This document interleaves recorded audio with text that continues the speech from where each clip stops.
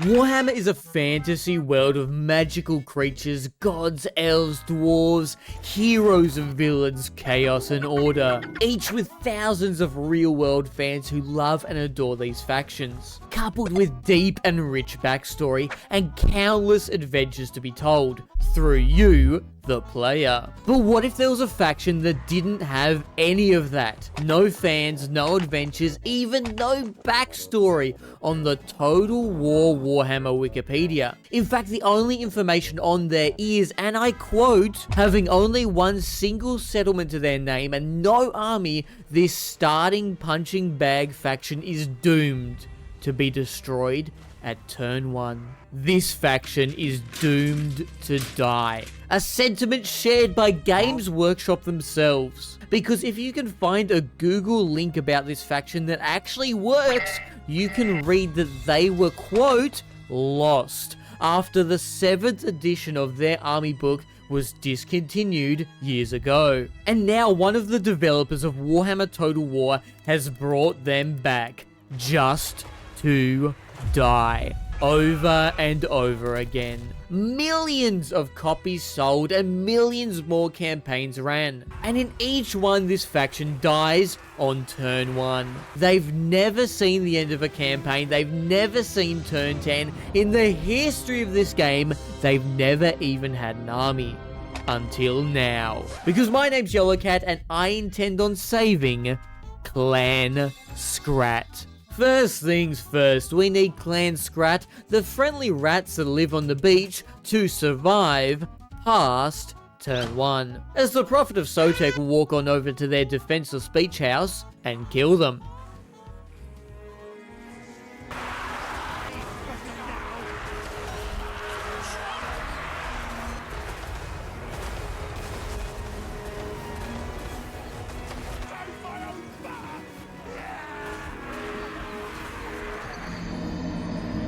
He does this as most playable characters, such as him, start with an easy faction to kill as their tutorial. We have one too, as right above them is where we start, as Clan Pestilence, the coolest of the 6 playable Skaven clans. Lord Skrulk, the leader of Clan Pestilence, starts above Clan Scrat. Close enough to see them on the map with a little bit of movement, but not close enough to defeat the army that attacks their settlement, defeating them on turn 1. However, through a series of deranged actions, we can keep them alive. It's not possible. No, it's necessary. Firstly, we ignore our tutorial fight against the Southern Sentinels and move to take their city, the Sentinel of Time. At the same time, we recruit another hero to defend our only territory, Oxy? Taking the Sentinel of Time, we can now see Clan Scrat, who are strength rating 290 of 290 factions, meaning they are the weakest faction in the game at this point in time. Yikes. It would be cool if someone made them the strongest faction. Here in the Diplomacy tab with Clan Scrat, we can start a non-aggression pact, trade agreement and military access to the lands, and finally, we gift them the city, the Sentinel of Time. And thus, as we end turn 1, for the first time since Skaven were added to Total War Warhammer, Clan Scrat have made it to turn 2. And for the first time in their history, they have started to build an army.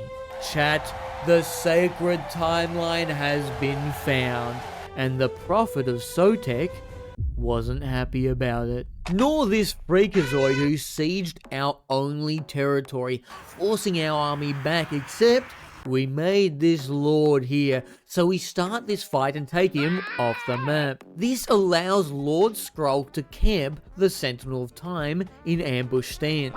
Now bolstered by Clan Scrat's first ever army and our reinforcements from the north, making the Great Scrat defense line and taking Clan Scrat for the first time in history to turn 3 and onward. The Prophet of Sotek was a bit of a crackhead about this, and now had a nearly full army, and started a second one right over this mountain pass.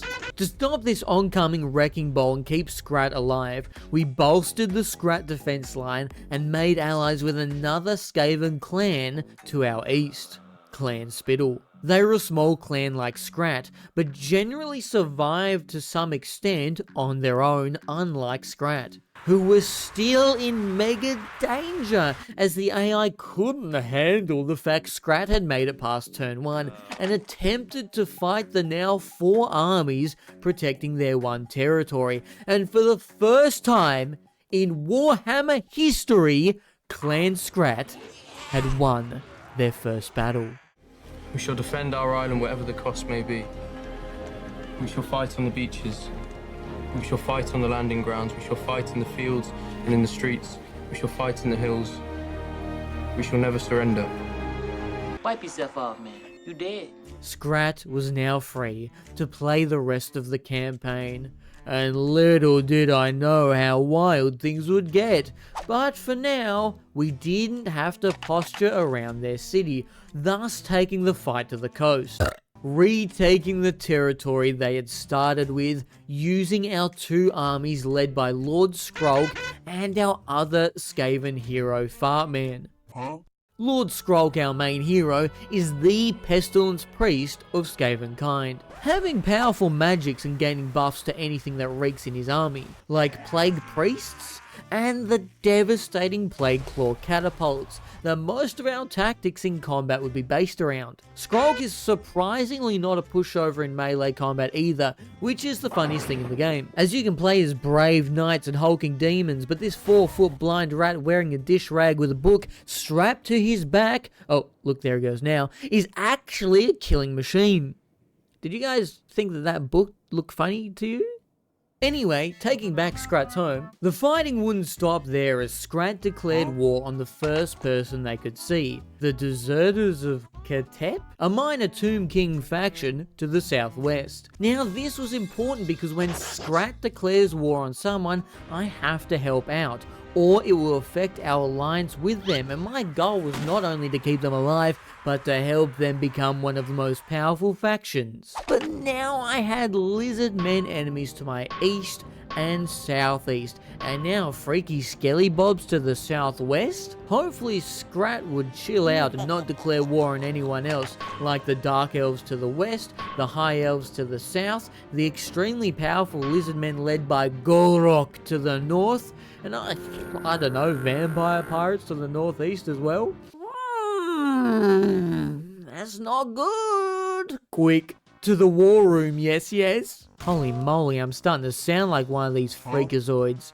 Look, chat, things had immediately gone bad. Scrat moved his armies to the south, seeking revenge on the Prophet of Sotek. But this opened up a northern passage here for the Dark Elf army that was comprised of a naked chick, velociraptors, and some freaky polar bears. Kinda bowler, to be honest. Maybe not if you're defending a city, as polar bears can't climb the walls to shoot arrows at the attackers. How am I fighting polar bears and a T-Rex to save Clan Scrat? What nightmare realm have I entered? I sent Skrulk and Fartman to push against the dinos here, as Clan Spittle, our other ally, clashed with Gorok here. For every step south we made, we gave up territory to the north. This might sound bad, but we were fighting here, the continent of Lustria. Beautiful jungles, vibrant beaches, dinos and rats punching each other to death. Pretty cool stuff.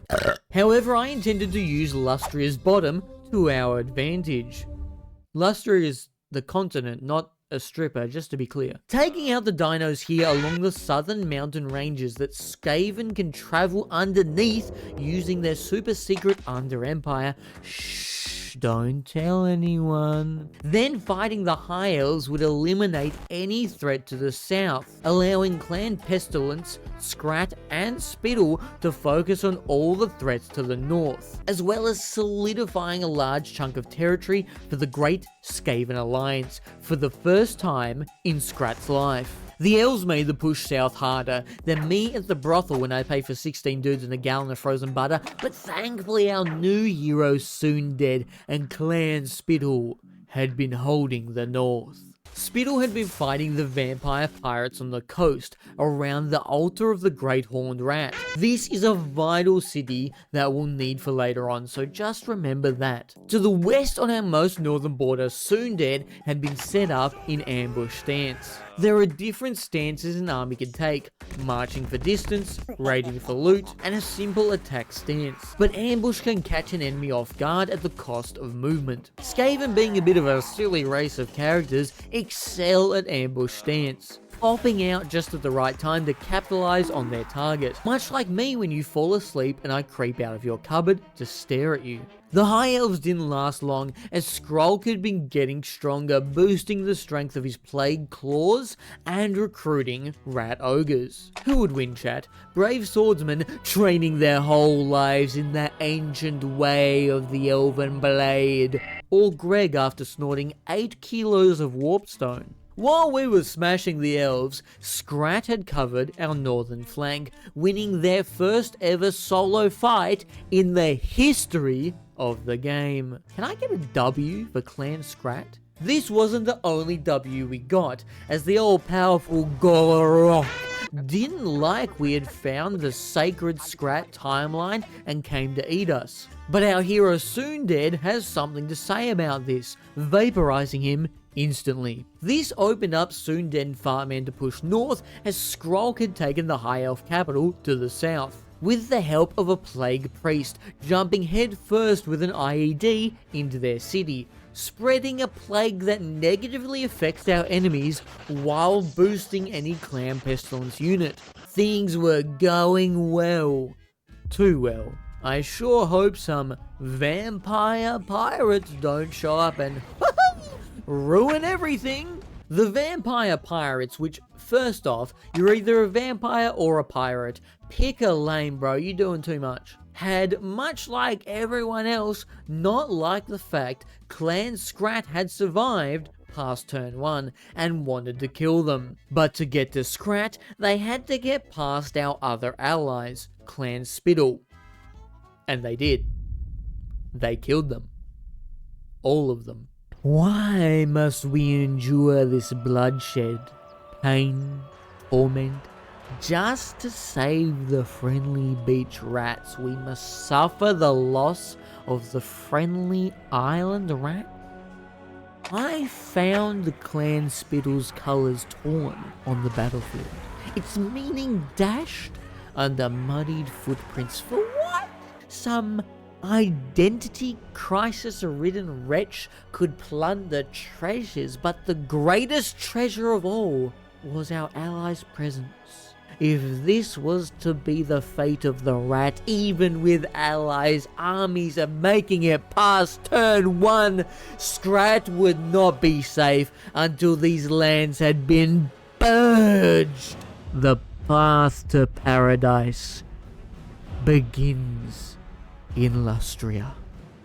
The warring against the vampire pirates, Gorok and this freakazoid, were important, but so was the first of Lord Skrulk's quest battles. Each lord you play as gets special missions, and this was his first. An underground bar fight against more vampires. I was super excited to keep fighting vampires, I said excitedly. Completing this quest battle unlocked a special item for Lord Skrulk, his magic book, the Liber Bubonicus, which he duct tapes to his back as he waddles around the battlefield, plaguing people to death. But YOLO, I hear you say excitedly, Skrulk always has a book on his back. If he just acquired the Liber Bubonicus through this mission, what book did he have before? I hear you ask, annoyingly. Why don't you just come down into the basement?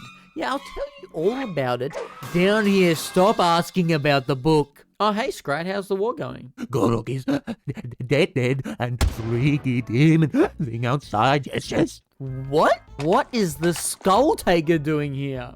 Turns out some freaky motorbike riding demon lives in the jungle with the vampire, pirates, dinosaurs, rats, which is probably the most deranged sentence I've ever said. The Skull Taker lived next to the vampire coast, so I beat up the dwarves that lived in the mountain next to me, sold their castle to the Skull Taker so he would help me, you know, take the skulls of the vampires. You guys get it? Hey, that's called rap politics, baby. It's kinda sad to dog the dwarves like that because they were the only non-rat faction that didn't attack us at the start. But declaring war on unsuspecting people is a pretty Skaven thing to do. In fact, another Skaven faction gets bonuses for just that. But that guy lives on the other side of the world, so no way he will play a pivotal part in this story. Right, chat? Who is chatting? Chat is, don't worry about it, Scrat. How are you doing? Scrat has taken bloody swamps, yes.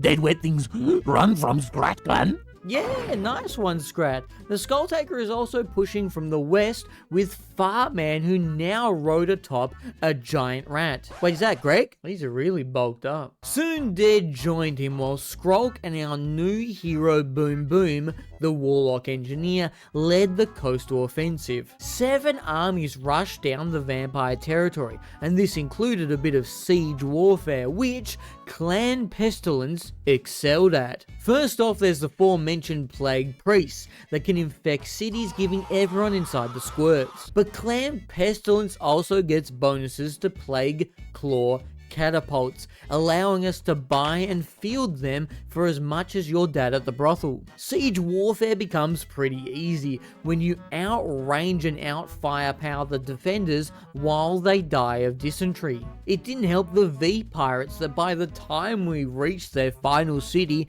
we'd upgraded our warpstone factories at home, allowing us to now field miniguns, snipers, and a giant railgun team. Yeah, the rats get modern day military equipment. Warhammer lore's so cool, man. Don't get me started on Marathi. I'll tell you who wasn't getting started on anything. The awakened vampire pirates, who had now been fully wiped out, avenging Clan Spittle, making the bottom half of Lustria a safer place for all rat kind. For the first time in Warhammer history, Clan Scrat was no longer at war with anyone on their borders. Then I declared war on the Skull Taker. We fight, skull thing? Yeah, Scrat, I sent a Plague Priest to stink up his territory before our push with Soondead and Fartman flanking the Dark Elf coast, our coast, sorry. He helped us fight weird things. Yeah, that's true. But do you want to live next to that thing? Oh, no, it's contagious. You sound racist, yes? What the 4 armies dunking on his territory in a coordinated attack really made a dent in his territory. He might be good at taking skulls, but I'm good at taking turf. I might need to keep an eye on how much I own though, as the more territory you own, the more food you need. Skaven are hungry rats, and there's a grumbly tummy meter up here. If this meter is in the red, your whole faction will suffer, so we better keep an eye on it. This seems like an odd tidbit to mention. Surely it won't have any big ramifications at the end of the video. Anyway, the Skull Taker's territory was split into 2 sections, owning the top of Lustria. And above him was an evil lizard man called Mandamundi.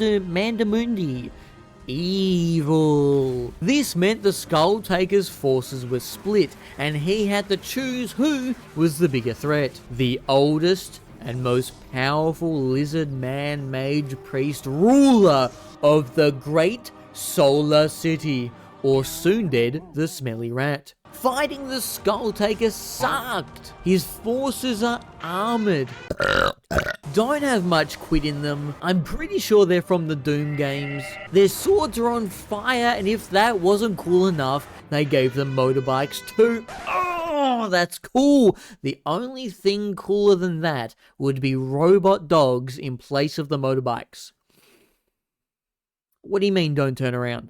We had caught the Skull Taker in an ambush, meaning we had the advantage with our positioning and had reinforcements on the way. Not many, but when Fartman is coming to help you, you don't need much else. I wanted to use our many ranged weapons to our advantage and hold out for the Fartman. And then we got smashed. The game's auto-resolve, a quick simulation of the fight, said it was a close victory favouring us. But I began to question the game's ability to calculate what happens when some silly rats have to fight a flaming mechanised motorbike gang. But despite watching my precious little guys run over, they fought their little hearts out. Countless dead, hundreds having their morale broken, fearing for their lives, and how could they not? What were they even up against? The Skaven arsenal is pretty wacky, but what do they have that could compete with a flaming demon lord called the Skull Taker and his best motorbike boys? Now, hold hard the breath and bend every spirit high. On, you noblest men. Once more unto the breach, dear friends. Once more.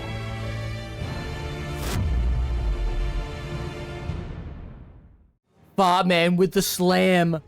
Oh! Soondead was wounded and had lost 83% of his forces to hold the Skull Taker long enough for his skull to get taken by the real Skull Taker, and this gave Skrulk an opening to punch into the heart of their territory. Skrulk didn't come alone, as Skaven scientists had performed legal and safe genetic mutations on those of you who inhabit my basement. Make sure to subscribe to get your daily slice of basement cheese down there. These guys might need more than that, as we could now send abominations at them, and my favorite Skaven unit, the Long Rat. Oh, love the Long Rat. Don't love the Skull Taker coming back to life instantly, but if I close my eyes and click this funny button, he goes away. Dude, I said go away. I found it funny that the Skull Taker was a tough cookie to fight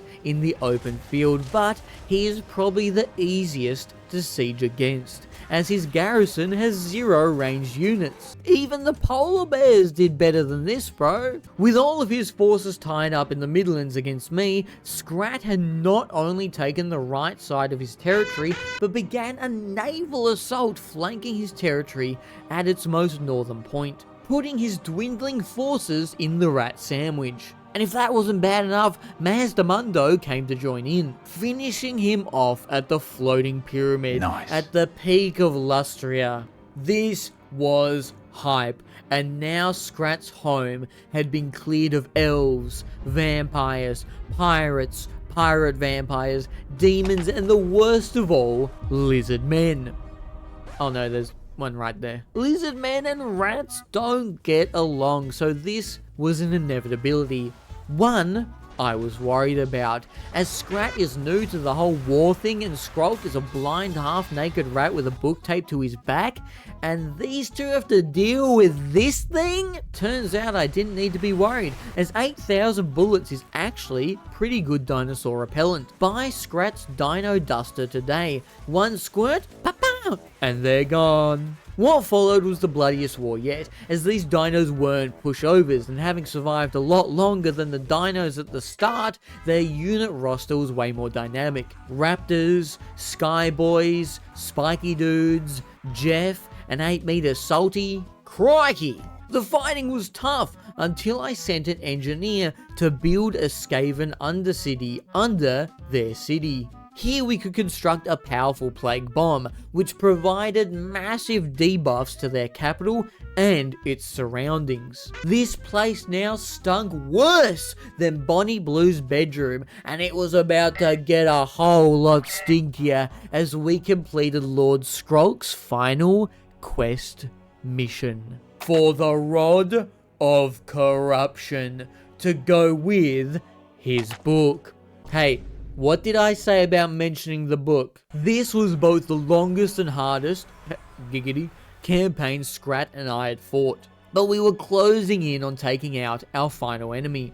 and at the capture of Hexalotl, their capital, we would achieve a short campaign victory. There are multiple victory conditions for each faction, and this was our easiest. A long campaign victory would require us to travel across the whole world, capturing 7 crazy and difficult locations. One of those, however, was the altar of the Great Horned Rat that Scrat has had for many turns. An ultimate campaign victory, which is the true ending, we would need to complete a mystery end game event that could be any number of evil armies or run-ending problems. But I'm just a silly rat enjoyer. I don't know how that works or when that would show up. What is that? The end is nigh in 10 turns. I hope that's nothing silly. I hope that's nothing that endangers Clan Scrat. Ooh, I hope that's nothing that adds hours of work I gotta do to win. Ooh. Using our powerful fart bomb technology from the Undercity, the dino forces slowly withered from our stinkiness and were forced to defend in a siege battle. Stinky dinos smelling worse than an anime convention, and sickly defenders who can't outrange our weapons is an ideal position for Clan Stinky to be in. With this powerful Chipotle field maneuver, we had taken Hexalotl and Mundo's final territory, the Fallen Gate, which neighbored everyone's favorite elf. This was a huge victory! Morathi, the half-naked elf girl next door, for the first time seemed like a good non-rat neighbor to have. And the entirety of Lustria was Freakazoid free. But that warning we had seen earlier was only getting closer with each turn. I began to bolster my forces and spread them across Lustria, awaiting the end game crises. The final boss of every campaign. Something Clan Scrat had never seen before. We had to be ready. The warning alluded to Skaven, and I had it on good authority that the Skaven get up to some mischievous tactics, so I was stressed. Was I about to get vermintided? An evil plague bomb? Where were they going to spawn? Randomly in my territory or on my capital? There are a bunch of different endgame crises and some people memorize them, but I've spoken to a woman before, so I had no idea what to expect. Then it happened. The vermintide had come for me. A warning of inconceivable rat horrors coming for me and my ally, Clan Scrat. I stiffened my resolve, rallied my rats, and clicked "It begins?" ? And nothing happened. And again, the next turn. Then the next. Am I missing something? The giant, epic, endgame, run-ending crisis, finally. Still nothing. I kept bolstering my forces for a giant battle, but the game was more dead than that homeless man I glued in my wheelie bin. One of my viewers in Twitch chat, disgusting, thought that this was another warning. The vermintide was still coming, so turn after turn my army grew and positioned themselves around our capital. Then it finally happened. The vermintide was unleashed. Every major Skaven faction in the world had declared war on me and had their armies bolstered. Thousands upon thousands of rats that lived on the other side of the world and did absolutely nothing. This was the most boring endgame event I've ever seen. Rats that didn't live near me and would take real world hours to get to me didn't like me? Epic stuff, man. But to make things worse, I had completely destroyed my economy getting ready for this. And with them getting stronger from the vermintide buff, I would probably end up losing, as I had just wasted 20 plus turns getting ready for nothing. So, ultimately, Clan Scrat wouldn't be saved. I felt disappointed, really bored, and also kind of embarrassed as all of this was live. And that was it, I guess. the Skaven trickery in a way would win and we would lose. Thank you for watching. I hope you enjoyed and make sure to subscribe.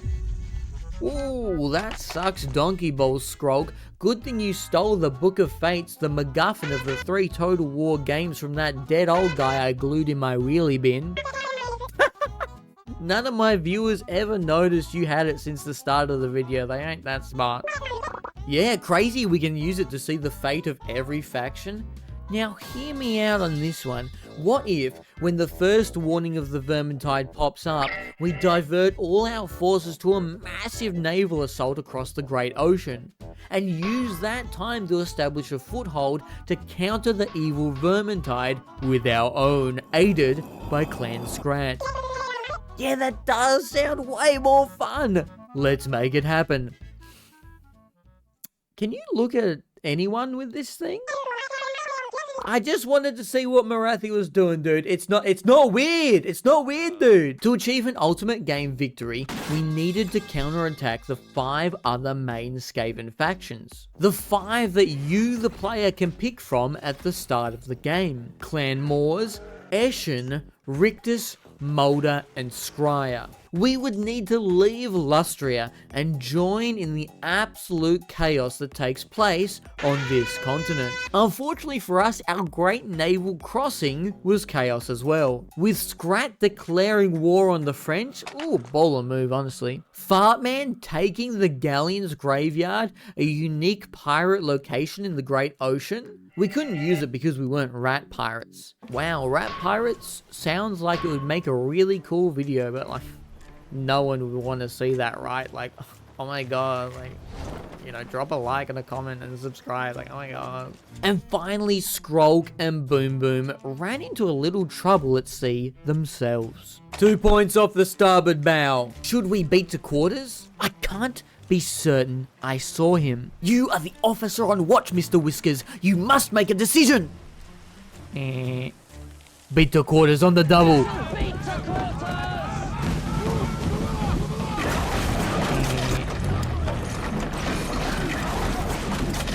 Soon dead Gunner Biter and Scrat landed here in the great desert of Araby, helping Scrat turn the French into French toast while also solidifying a Scrat pestilence foothold, while Boom Boom and Skrulk landed here, right next to Skaven Blight, the pinnacle of Skaven architecture owned by Clan Scryer. I hope no one plagues it and builds an undercity there.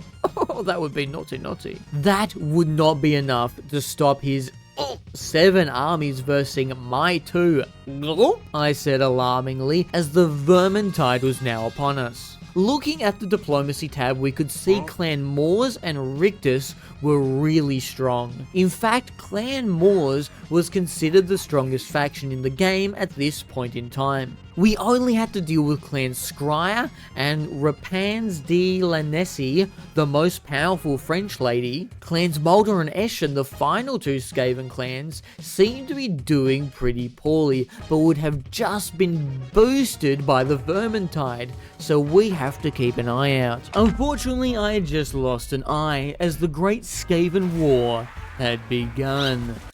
Clan Scryer excelled at weapon technology, and we excelled at doing big farts. So these fights became the weirdest shootouts. And now fighting another Skaven army, we had to be wary of ambushes, as Skaven love a cheeky bush.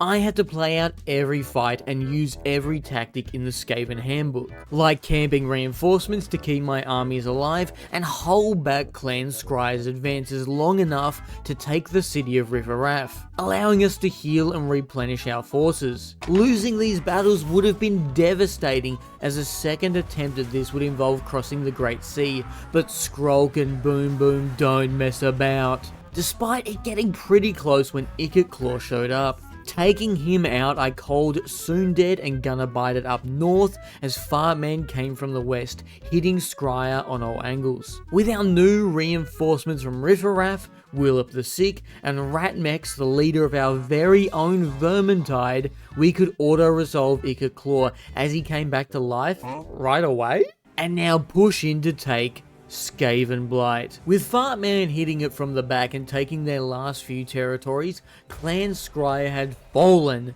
and now Clan Pestilence owned one of the most important locations in the game for a Skaven player, and another location that was required for a long victory. This was a huge win, moving us closer to both our victory conditions. And Skavenblight could be used to recruit high tier units on this continent. We also kept all of Skryre's territory. We could have sacked it to save food, but we needed as much territory as possible. Things were looking up for us. Not for Scrat, however, as Rapans de Lonesi and her British army had started dunking on my boy. This meant I had to send Soon Dead and Gunnerbite back down south to help Scrat, and to really get the French out of the way. I also had Ratmex and Lord Skrulk tunnel under the mountain of Skavenblight and attack the Fey Enchantress's capital to really get all of these Italians off of my map. This all unfortunately took a really long time. In fact, my biggest recording session was day 10, and it was almost exclusively fighting the French, with some wood elves in between. Everyone wants to be a YouTuber until the tough reality of dealing with the French for 6 hours. I know what you're all thinking, and it's true. I truly am a hero. Feel free to say it in the comments, and the 12 digits on the back of your credit card. Hopefully the next day we don't have to deal with Rapans anymore. Oh no, my game froze. Please no. Forbidden French time stop magic? Holy smokes. Rapans crash my game. Awesome note. I came back with a vengeance. 8,000 rats and Greg all targeting her, putting an end to her tyranny. Not her horse though, he ran off into the sunset? Hope I don't have to worry about that guy. During this nonsense, some really interesting developments had happened around the world. Firstly, we began marching our main armies to the east in order to fight Clan Moors. Along the way, we captured the city of Galbaraz. This was in ruins from a 20-foot tall Collingwood fan known as Scarbrand. Oh, was that some Australian humour? He was a servant of one of the 4 Chaos Gods, similar to the Skull Taker, who I had previously atomized with chemical warfare. Hey, shoot that guy. I was worried the Chaos Gods might not like this, but turns out they not only love Clan Pestilence, wanting military and trade alliances from a Rooster of Tzeentch, the 4-mentioned champion of Khorne, and a pervert, they had also begun alliances with Scrat. Nurgle, the 4th Chaos God, seemed apprehensive, but that was understandable that the Plague Father was a little intimidated by Skrulk, the real fart master. These alliances were huge wins for us, with more trade, military might, and just not having to worry about our neighbours. But these alliances paled in comparison to our alliance with Morathi. Remember, Scrat has gone from dying on turn 1 every game to hanging out with the head cheerleader and the cool kids. Chat, can I get a W Clan Scrat in the comments? Secondly, at some point through all this chaos, those 2 weaker Skaven clans I mentioned earlier, Clan Mulder and Clan Eshen, were wiped out. I don't know who did this, but by the time the vermintide happened, they were pretty weak anyway. This might seem a little anticlimactic, but Clan Moors and Rictus were still 2 of the strongest factions in the world, and we haven't even fought them yet. But in terms of the Great Scrat plan, we were 2 steps closer until the simps showed up. Unfortunately, defeating Rapans activated her trap card, White Knight. Thus, the cult of Sigma who lived next to her got real uppity about genocide, invading their lands, and alliancing with evil cosmic chickens.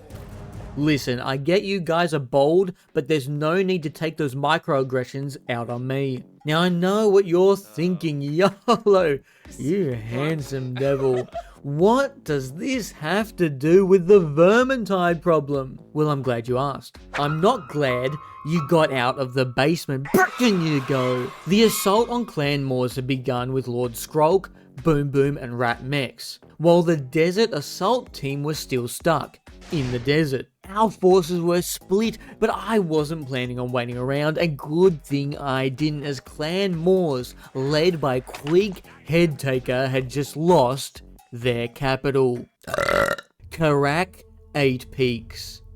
This is one of the best locations in the game. 8 Peaks is also one of the locations needed for a long victory, so if there was ever a time to attack, it was now, as the alliance between these dwarves and Elspeth von Draken had pushed into his territory. I feel like in another life, Elspeth and I would be best buds and really complement each other, but who knows? I'm just like, oh my god, like thinking out loud. But not this life, as the three-way war broke out around Crooked Fang Fort. Fighting Elspeth sucked more than me at the brothel, as she was so strong, and fighting her directly was the hardest battle I had fought yet. She's a powerful death mage that gets to fly around the map on the back of a dragon. Couldn't be me. And poor little Skrulk, the blind rat, gets to ride around on his dirty little feet as he's naked. I get it though, every character is different on paper. Some characters are powerful flying death mages fighting literally small smelly rats. At least I have cool artillery. What do you mean her artillery outranges mine? She's a mage on a dragon. How does that correlate to better artillery? I get it though, every faction's different and they have their own style of artillery. At least they don't get anything overpowered, I said sadly, as she brought out her unbreakable army tanks. What? Okay, Skaven get some wacky tech like miniguns, so I shouldn't be able to complain about army tanks, it's fine. As long as Elspeth doesn't come back to life instantly with a full army. What? Even after multiple defeats, she was instantly alive and with 8 armies, all the while Queek just watched from the east, bolstering his forces and having the freedom to stop my vermintide? Not cool, bro. And you know battles were bad when we lost heroes like Long Drop, the Stink, and my only long rat. I never recruited another one because it was too sad. But thankfully she didn't kill McStab, the sneakiest rat we had, as he ran her around at the back of the map. I was only able to hang on by getting our hero Skrulk to use an ability called Lightning Strike. Lightning Strike stops any enemy reinforcements. Then he would eat the defeated army to regain health for his rats. Hashtag rat power. Once she overextended, we were able to jump her and then rage bait her out of position with McStab, who she couldn't catch before. The shame of not being able to squish one silly rat from London was too much for her to bear. But this is what we in the rat biz call a scheme. Sorry, Elspeth. Get some more army tanks next time, love. I'm actually joking, please do not come back, it's nearly turned 200. I cannot imagine how long this video will take to edit. Please, Elspeth, please do not come back with army tanks. Now she was out of the way, we could push through to Karak 8 Peaks, while our southern offensive had switched sites from the Cult of Balding to the dwarven forces of the Eyebrow Expedition, who owned Karak Orand. Oh my god. Another pinnacle...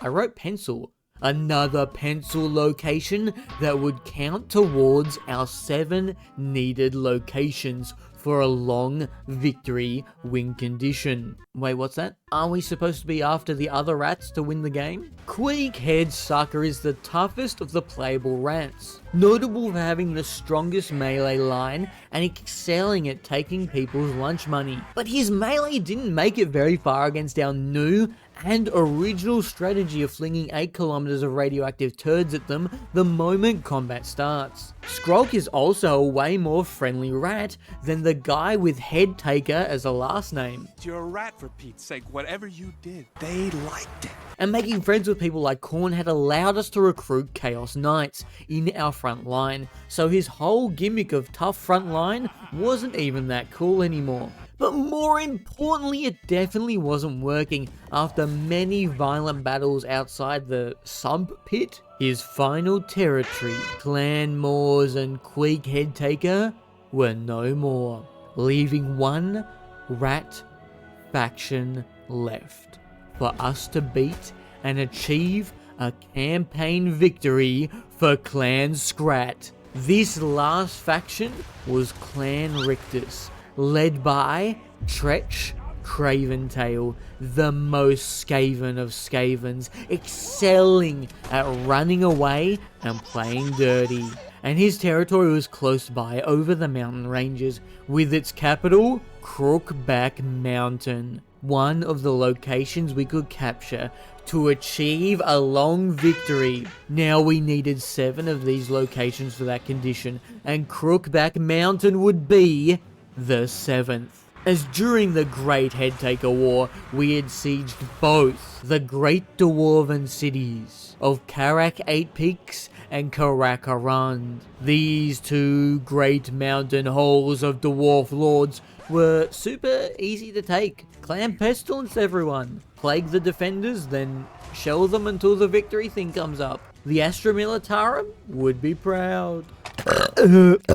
Hearing the constant rumbles of artillery with a wafting odour passing over the great mountain ranges of the Badlands, Kurgat Plaguefather called up his buddy Queek, bring, only to find out his head was now used as a bobblehead on Boom Boom's Doom Wheel. Thus, the forces of Nurgle finally got with the program and started early trade and non-aggression alliances with us, the superior Fart faction. This might not seem that big, but with Scrat being our ally and us building him up with more territory, the Chaos forces we allied with would then ally with Scrat, akin to him collecting the pieces of Exodia. Speaking of pieces coming together, it was time to complete our final 2 tasks. Kill this guy and take his stuff. I set up multiple ambushes in the canyon outside Tretch's territory. He then ambushes me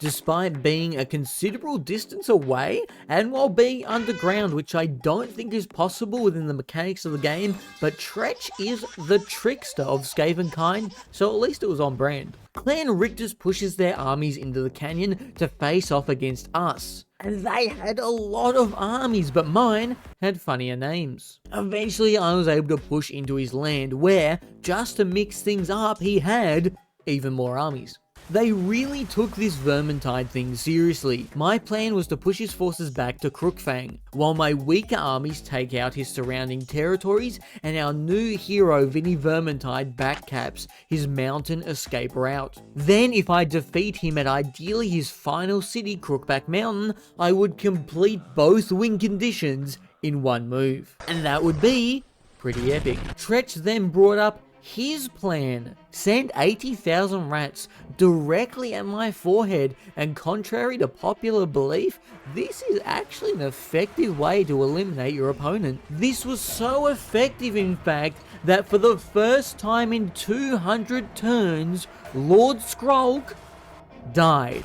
Being the main character of Clan Pestilence, he was only out of the game for a short amount of time. But Tretch had really done it, taking out my best army and strongest character. There was just one problem. To do this, he had to march all of his armies for them to join the battle. Having your army in march stance lets them travel further, but at the cost of making them tired and thus fight worse. So Tretch, the most Skaven of Skaven, used the Skaven tactic of having a lot of Skaven to overwhelm his enemy, the Skaven. But everyone's turn must come to an end. So on turn 201, I sent Boom Boom, who was not the focus of his armada, to counterattack these broken and winded armies who had just had the hardest job in the game, killing the naked fart rat. Boom Boom and Rat Mechs proceeded to eat all 5 armies, which I'm not sure on the macronutrients of 80,000 rats, but Warpstone's got to have some good vitamins in it, surely. This was the turning point in the Pestilence-Rictus War. We had both taken huge losses, but his land was now undefended, and I had reinforcements on the way. I also began to backcap his lands with our newest hero, Vinny Vermintide, who had come from the pre-mentioned Vermintide. Soondead and Fangchomp had started taking Rictus's lands to the east, as Gunnerbiter joined the main force outside Crookback Mountain. But our 2 strongest heroes weren't there. Skrulk was healing and would soon return, and Fartman had been given a different task: stopping Elspeth von Draken, who for the 3rd time had come back to Carrick 8 Peaks to talk smack. If I lose Carrick 8 Peaks, my epic double victory at Crookback Mountain wouldn't work, and that's when I realized she knew what was happening. Clan Scrat and Clan Pestilence were spreading Skaven corruption around the world. They then allied with the 4 Powers of Chaos, then with Morathi, who had taken much of Ulthuan, a great source of magic and power in the world. We were moments away from establishing the new Scrat order in the world, and Elspeth von Draken was the only one who could stop it. Then she saw Fartman, scat her pants, and ran off. Soondead finished off the Black Fortress to the east, and our weakest hero Vinny Vermintide really did his best to the northwest, taking our Clan Rictus's mountain terrain. And it almost killed him as he was only level 7. Level 7 this late in the game is not good, but he channeled the spirit of Clan Scrat. He was the little guy, the weak guy, but giving it his all. He stood as tall as the mountains he fought in. This immediately impressed the god of war Khorne, who sent one of his champions to siege Clan Rictus's second last city. I had no influence over this happening. Skulls for the skull throne, rats for the rat video. Khorne just gets it. And then it happened, chat. I sent the Crookback Breaker, a warlock engineer, into the city to destroy its walls. Then brought the Thunder with a revived Lord Skrulk. McStab, the Stink, Soondead, Greg, Gunnerbiter, Boom Boom, Plague Rat Billy, and Wet Bum. With 16 units of Plague Claw catapults, we sieged Crookback Mountain.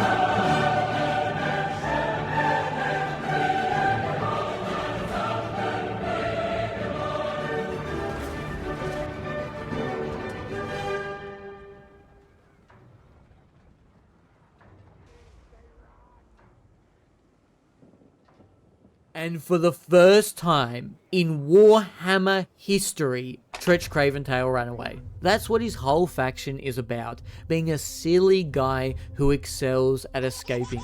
I achieved the long victory, but did not get the campaign victory of beating him. Then, none of my units who just attacked could catch up with him. If I end my turn, he could march away, tunnel underground, hide in ambush, hide in some ruins, build an under-empire. All I needed to end this was one of my big powerful armies to catch him. But this video wasn't about big powerful armies. It was about Clan Scrat, the little silly rat faction that likes to live on the beach and never gets a chance to shine, build cities or make armies and allies. This video was about the little guy, and we still had one little rat left. who was just close enough. Vinny Vermintide.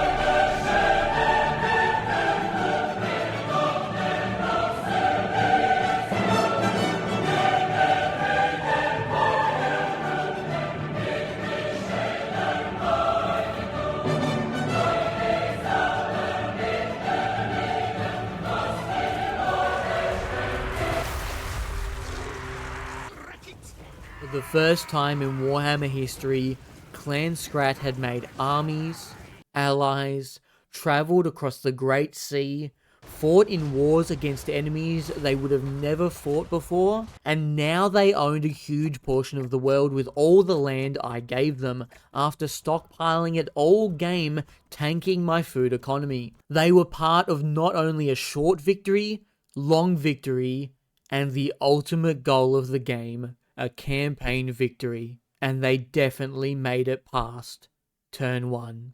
And then Rapunzel's horse shot me in the back.